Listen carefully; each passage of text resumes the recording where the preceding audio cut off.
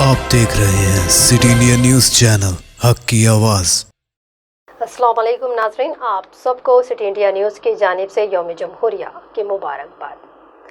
ناظرین، آج دہلی پولیس کے سخت حفاظتی انتظامات کے بیچ کسانوں کی ٹریکٹر پریڈ نے مختلف مقامات پر حفاظتی انتظامات سخت کر دیے گئے تھے، لیکن دہلی میں اس وقت کسانوں کی ٹریکٹر مارچ نے تشدد کا راستہ اختیار کر لیا ہے۔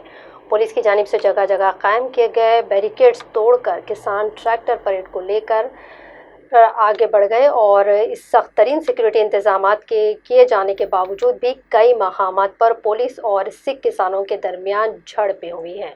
پولیس کی جانب سے آنسو گیس کے گولے برسائے گئے اور کسانوں نے جواب میں پتھراؤ کیا، جس میں کئی پولیس اور کسان زخمی ہو گئے ہیں۔ اسی بیچ یہ بھی اطلاع ہے کہ ایک مقام پر ٹریکٹر کے الٹ جانے سے ایک کسان کی موت ہو گئی ہے۔ فی الحال دہلی کی سڑکوں پر جنگ جیسی صورتحال دیکھی جا رہی ہے۔ موصولہ اطلاعات کے مطابق مہلوک کسان کا نام نونیت بتایا جا رہا ہے، جو اتراکھنڈ کا رہنے والا تھا۔